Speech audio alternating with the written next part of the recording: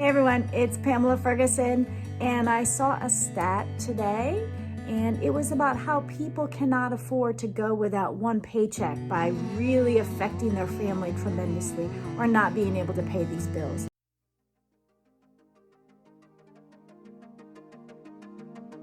And somebody said, oh, maybe our economy is not that great. And I was like, well, maybe not. Another thing that I have definitely noticed is the fact that people just take on such debt and lack the responsibility of paying it off. It could be the economy, it might not be, but for me, I've always told my children, it doesn't really matter how much you make, it's how much you spend. So if you make a little or you make a lot, if you are spending everything that you make, that is not good. That's not how you want to live your life. So the fact that if you cannot afford to miss one paycheck, nobody can really afford it. I mean, yes, they say you should get reserve funds and things like that for emergencies. Of course, you should be able to do it, but nobody wants to miss a paycheck. However, if you have a car accident or a little small fender bender or you need a tire being replaced, those things are not cheap. Will you have the money to pay for it? What are you doing to be able to have the money to pay for it? You can't just say, whoa, I just don't make enough money. That's not the choice. That's not your option just to say, well, I just don't make enough money and that's the way it is. There are always things that you can forego to be able to put money aside, even if it's $5 a week. I know it seems silly, but guess what? $5 is better than nothing. That's $20 a month. So maybe in a year when something happens, you're able to have some money. Maybe you could do $10 a week. Think about it. If you didn't get a latte every day or whatever it is, or your icy or that little thing that you're like, oh, I'll just grab this. My daughter loves tropical smoothie. Each of those suckers is like $5 a piece.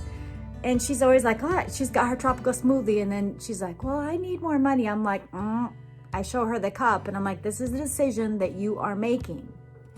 You have that choice to make that decision. Don't blame somebody else for making your choice. That's on you.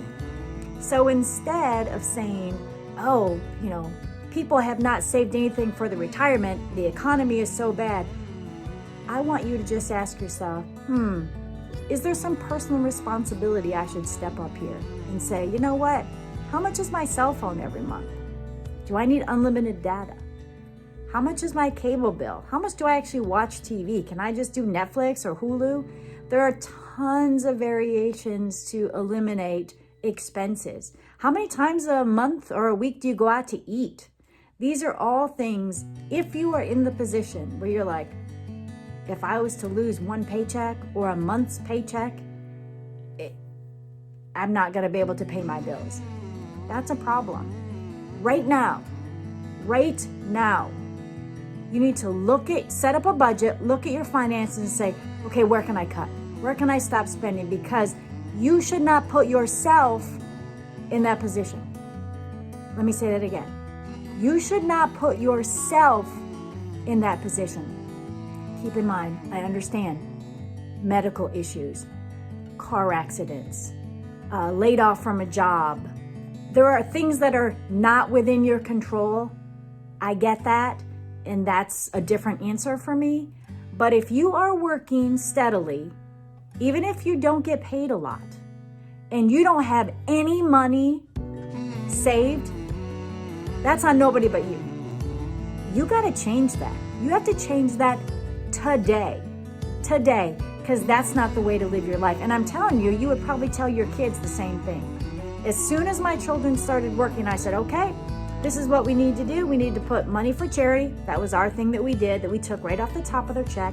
And then we split their check out to daily expenses, gas, things like that, tropical smoothie, those things that they want, college savings because they were, teens.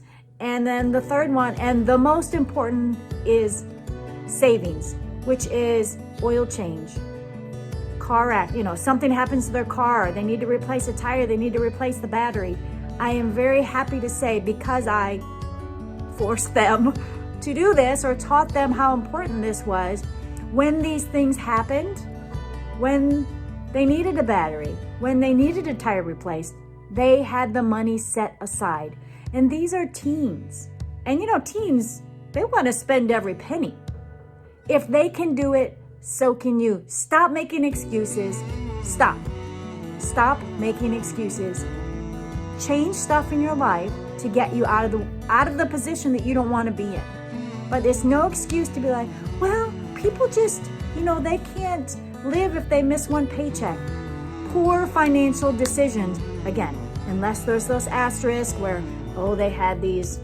they were in the hospital, somebody died, they lost a job. These things, I'm not talking about that. I am not talking about those outliers, which are awful, and that's a different conversation. I'm talking about a regular person who has none of those things. They're just like, I've got a whole bunch of credit cards, but I pay my $30 every month, so I'm good. Get out of that mindset. It starts here. You have to say, you know what? I don't want to do this anymore. I want to change the way it's going, and I want to take back my life. I don't want to live paycheck to paycheck. I don't care if I make $100,000 or $50,000 or $20,000. My kids don't even make anywhere near that, and they are still able to put money aside for emergency situations. No, you don't have. Ideally, you have several months saved for emergency, but how about just an oil change? If you don't have enough money for those kinds of things, or a flat tire, or a bumper replacement, or I don't know, something like that, and those things are not cheap, you have to question your own behavior, your own habits, your own spending habits. Take a budget out. Start looking through things. There's always places to cut things. I remember I was speaking with someone a couple months back, and she was about to lose her home. And one of the things I said is, you need to stop having, you don't need cable. You don't need, and she's like, yes, I do. And I was like, oh my gosh, you have zero perspective. You are about to lose your home, but you're insisting that you have to have cable. That's a mindset. You need to turn that around today and change it.